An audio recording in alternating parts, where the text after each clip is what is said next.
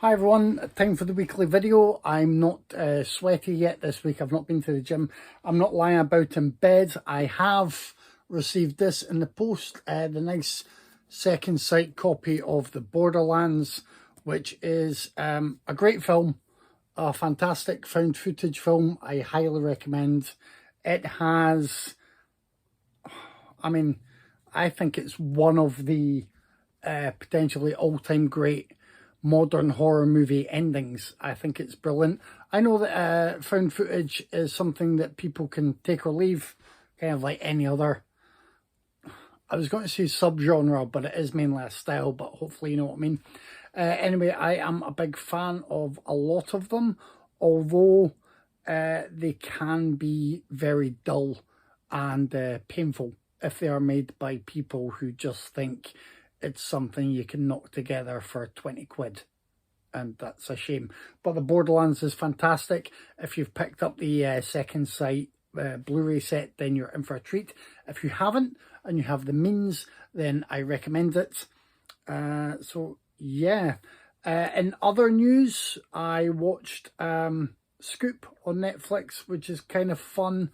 It is about the infamous Newsnight interview between Emily Maitlis and Andrew, the sort of ex-Duke of York. I don't know.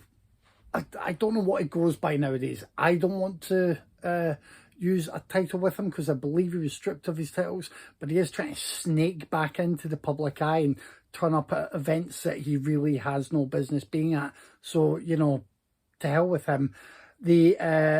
The dramatisation is enjoyable. Gillian Anderson's in a main role. Billy Piper's in a main role. Rufus Sewell plays Andrew.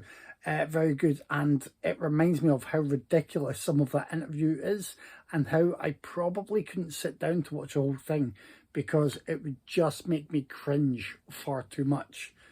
But I still really recommend that on Netflix. I mean, it is a good viewing and a reminder of the kind of thing that people should have been pulling up, the news filter for many years, really. I mean, the first sort of famous photo of Andrew and Epstein together was 2010. I say the first famous photo, whatever photo was used to kind of propel this as a news story. Anyway, I'm not going to get stuck in that quagmire of news. In other news, there's been a shift around in the cinema room, so I don't know. I'm not going to show you the whole thing, but this is kind of a new unit behind me that has a lot of the stuff that was in the opposite side of the cinema room. That means it frees up space at the radiator. It means it's a better use of space, and also when it's really, really cold in here, I can actually have the radiator on for a while without fear of melting my discs, which is what I was avoiding for a long time because I don't want discs damaged by heat. I don't want I just don't want anything disturbing the precious. So things are dotted about here. I think are very nice. We may go in depth with a couple of them at some point, especially the Godzilla Criterion set actually, because I'm continuing to work through the Godzilla and Kaiju movies from Toho Studios and I want to say, is it Daisei Films who did Gamera. And the last one I watched was Ghidorah, the Three-Headed Monster, which is an absolute delight for mainly for a particular scene that I won't describe now, because if you've seen it, you'll probably know the one I mean. And if you haven't seen it, you should, so that you get the delight of that. Let me just say, it's kind of like watching, at one point, petulant children be forced into helping with the household chores. That's what I'll say. Yeah, great stuff there. I also watched Emily the Criminal, which landed on Netflix here in the UK, and I really recommend that. Aubrey Plaza is someone that I really enjoy. I don't think she's often been in vehicles that are the best match for her talent, but she has always been someone very watchable in everything that she does.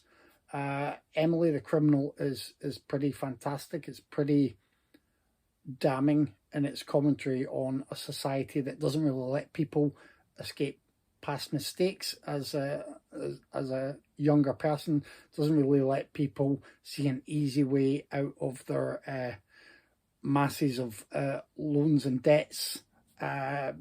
Even underlines the problems with the gig economy that is sold to us as being great to fit around your lifestyle and have all these opportunities and do this, do that, do whatever, and is really just a stinky way for companies to use and abuse employees once again without having to provide all of the rights. Because I work every day with people who come to collect orders from us at work, and a lot of those are DPD drivers, just as an example. So DPD has a lot of drivers who are self-employed, or they work for someone who has a franchise. So whether or not they pay for the van, that's an issue, but they're still technically self-employed. Okay? But if you work for DPD while being self-employed, just try and book some time off in December. Yeah, I mean, they won't allow it. And yet, it's really sold as this dream scenario where you control your hours, control the time that you want to spend working, make your money, and then do what you like in your spare time to enjoy that money. That's not how it works, and that's not how any of it works, really. It's a massive lie, and it is just designed to remove rights away from people who are just trying to make a decent living. Anyway, I think that's about all I have to say on that. Tyler this week has picked a Ken Russell film. I'm not even going to say the title because he keeps bombarding us with rudeness. And this is another one. I just don't want any flags on our YouTube video. It stars Teresa Russell, and Ken Russell is an interesting director. If you haven't checked out his filmography and you're a mature adult who can explore the topics that he explores, then it's worth checking out. And I went for Cabaret because I've owned Cabaret for a long time and never watched Cabaret. So hopefully that will be enjoyable, and hopefully it might be enjoyed by some other people I co-host the podcast with, but it may hurt Tyler. Although that's also not necessarily terrible, because it's funny sometimes when Tyler gets hurt by my movie choices. I'll admit it. I think that's it. I got to the cinema. I got to the cinema to see Dune Part 2. Big cinema whoop-de-doo. I enjoyed it. I'm puzzled that I've not seen so much conversation around the fact that Dune Part 2 kind of ends in the way that a lot of the big, Part 1 of the two-parter movies of the past few years ended. It didn't really feel like an ending to me, which was a shame. But there's so much in it that I liked, particularly, obviously, the visuals and the soundscape. So, obviously, I'm probably telling you stuff you already know, but it's great.